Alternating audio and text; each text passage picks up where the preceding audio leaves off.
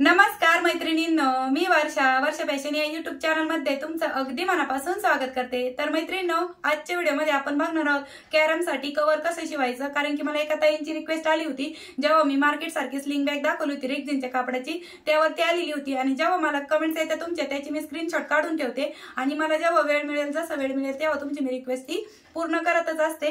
तर त्या ताईंच्या रिक्वेस्ट खातर मी हा व्हिडिओ घेऊन आलेली आहे। तर मी जेव्हा ऑनलाईन चेक केलं कॅरमची, तर तुम्हाला मी इथे स्क्रीन रेकॉर्डिंग दाखवते।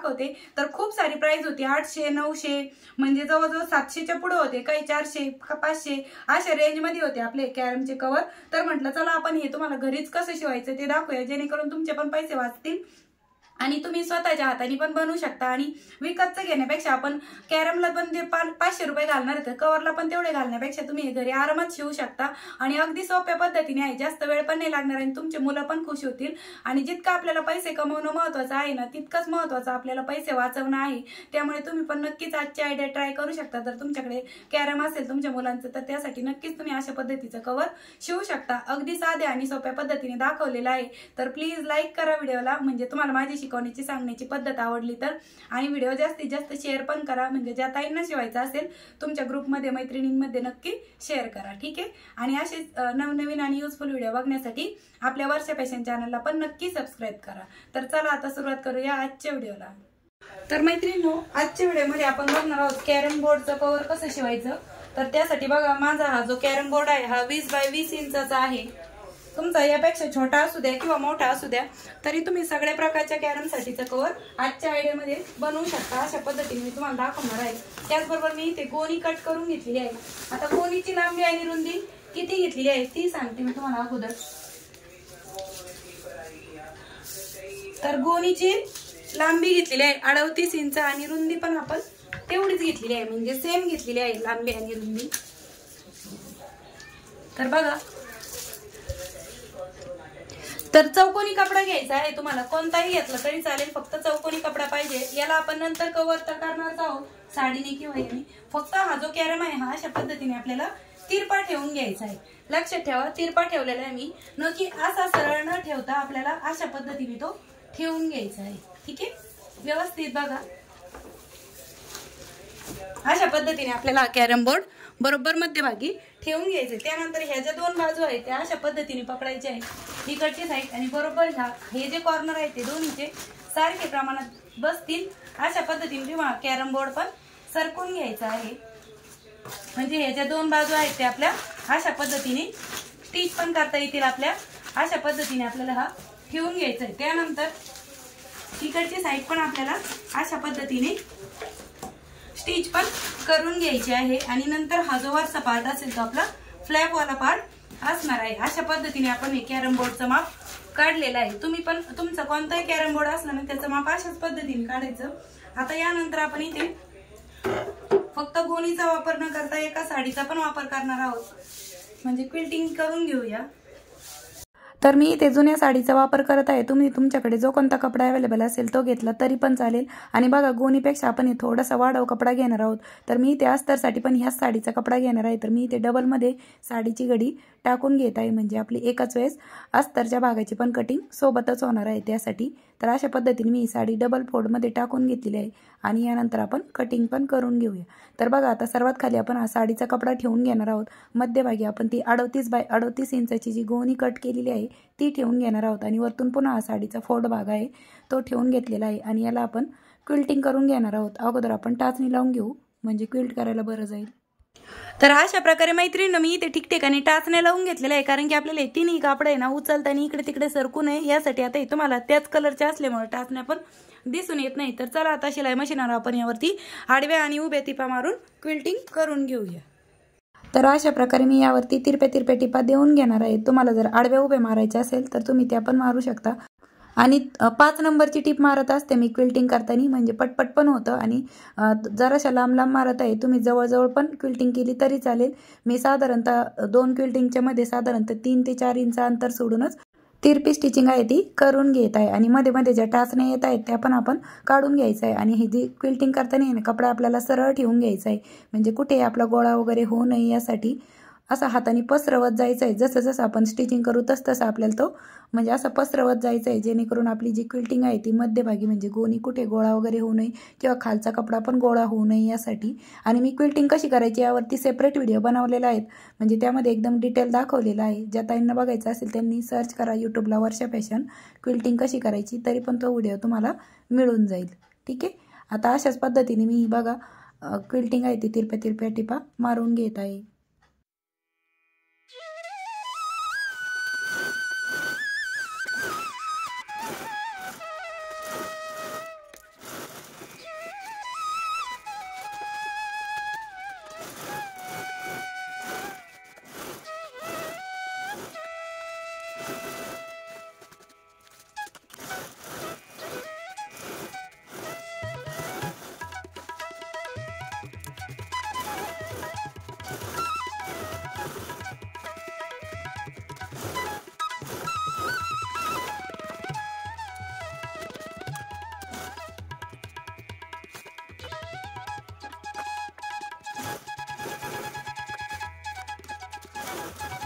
अशा प्रकारे आपण यावरती क्विल्टिंग करून घेतली आहे। आता इकडनं आपला जोडच भाग आलेला आहे, जिकडनं त्या तिन्ही बाजूने आपलं एक्स्ट्राचं कापड आहे ते आपल्याला अशा पद्धतीने फोल्ड पण करून घ्यायचं आहे, म्हणजे जेणेकरून आपले कुठलेही धागे किंवा गोणी आपली वरतून दिसू नये यासाठी अशा पद्धतीने मी चारही कॉर्नर आहेत ते अशा पद्धतीने स्टिच पण करून घेणार आहे। ठीक आहे, तर मी जे गोणीपेक्षा जास्त वाढव कपडा घेतला होता तोच आपण डबल फोल्ड करून घेत आहोत राहिलेल्या तिन्ही बाजूने। आणि आपलं माप कुठेही चेंज होणार नाहीये, फक्त 38 बाय 38 इंचाचं राहणार आहे।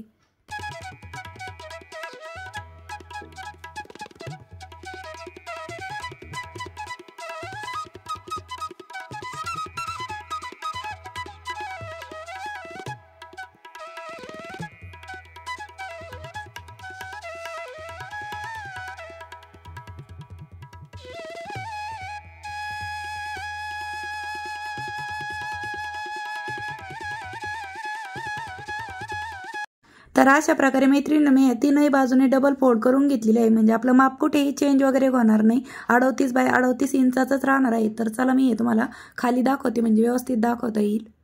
तर अशा प्रकारे मैत्रिणींनो आपण या कापडावरती अशा तिरप्या तिरप्या टिपा मारून क्विल्टिंग करून घेतलेली आहे। जे कडाचं एक्स्ट्राचं पार्ट होतं ते मी म्हणजे साडीचा कपडा फोल्ड करून घेतलेला आहे तीन बाजूने, जेणेकरून इकडनं तर आपली घडी आलेलीच होती, पण ह्या तीन बाजूने आपण अशा पद्धतीने फोल्ड करून घेतलेला आहे, म्हणजे गोणीचा कुठलाही पार्ट आपला बाहेर दिसणार नाही। ठीक आहे, आता ही राईट साईड आहे, म्हणजे दोन्ही साईडने आपण यूज करू शकतो अशाच पद्धतीचा आहे।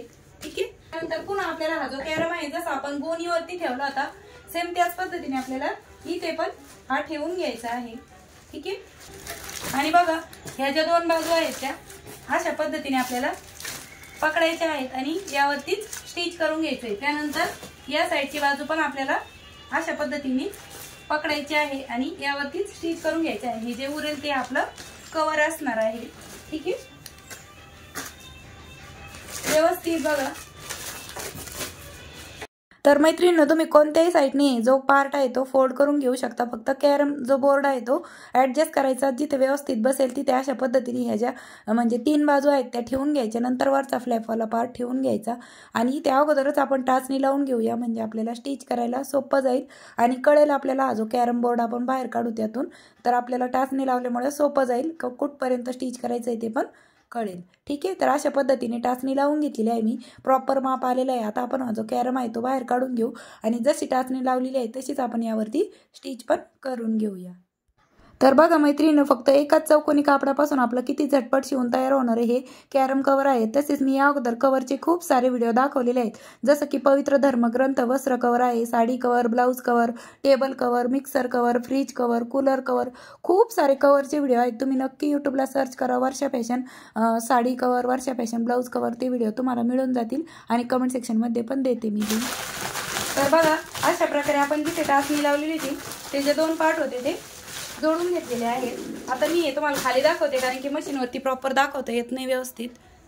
आणि हा नंतर आपल्याला अशा पद्धतीने टर्न करून घ्यायचा आहे राईट साईडला। ठीक आहे, तर एकही रुपया खर्च न करता तुम्ही घरच्या घरी कॅरम कव्हर शिवू शकता। आणि ते झिप रनरचा पण वापर आपण केलेला नाही, म्हणजे तो पण खर्च आपला वाचलेला आहे. म्हणजे काहीही खर्च नाही तुम्हाला, अगदी सगळ्या घरच्याच साहित्यामध्ये घरच्याच याच्यात फक्त वेलक्रूचा येतो 2 रुपये.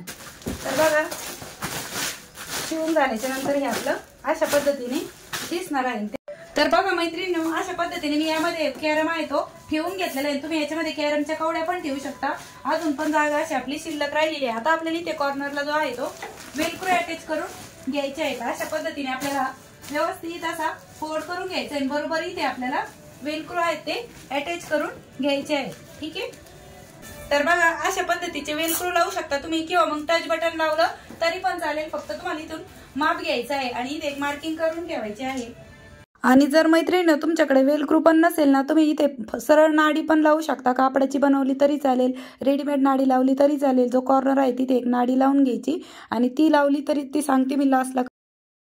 तर अशा प्रकारे मैत्रिणींनो मी ते दोनही साईडला आहे ते वेलक्रू स्टिच करून घेतलेले आहेत. आणि बघा अशा पद्धतीने तुम्हाला जर वेलक्रू नसेल अटॅच करायचे तर तुम्हाला फक्त इथे एक नाडी तयार करायची कापडाची, किंवा रेडीमेड लावली तरी पण चालेल. म्हणजे वेलक्रू पण नाही लावले तरी पण चालणार आहे. आता हे आपण कॅरम यामध्ये घालून घेऊया. बघा अगदी इझिली तो म्हणजे जास्त वेळ नाही लागत, अगदी झटपट आपल्याला तो यामध्ये ठेवता येतोय, काहीच वेळ लागत नाही. आणि बघा अशा पद्धतीने आपण इथे वेलक्रो लावलेला आहे ते ठेवून दिलेले आहे. बघा किती सुंदर असं आपलं हे कॅरम साठीचं कव्हर बनवून तयार झालेलं आहे. महागडं घेण्यापेक्षा आणि 500-600 रुपये खर्च करण्यापेक्षा तुम्ही नक्कीच अशा पद्धतीने घरच्या घरी बनवू शकता.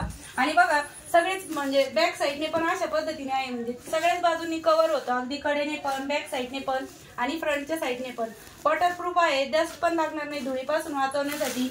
आणि तुमचे मुलं पण खुश होतील बघा, कारण की एकदम सोपी पद्धत आहे शिवण्याची. आणि जर तुम्ही इथे नाडी लावली तर तुम्हाला ही नाडी अशा पद्धतीने बॅक साईडने काढून ती नंतर इकडनं येऊन तुम्ही ह्याच्यातच गुंतवू शकता. अशा पद्धतीची ही नाडी पण तुम्ही करू शकता जर तुम्हाला वेलक्रू नसेल लावायचं तर सांगते.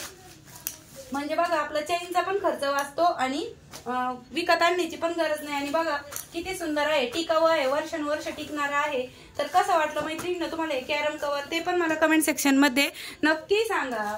आणि वेळात वेळ काढून तुम्ही आपला आजचा हा व्हिडिओ इथपर्यंत बघितला त्याबद्दल तुम्हा सर्वांची खूप मनापासून धन्यवाद. भेटूया पुन्हा नेक्स्ट व्हिडिओ मध्ये. तोपर्यंत bye bye. Thanks for watching. Shri Swami Samarth. जय जिजाऊ, जय शिवराय. आणि लाईक पण करा.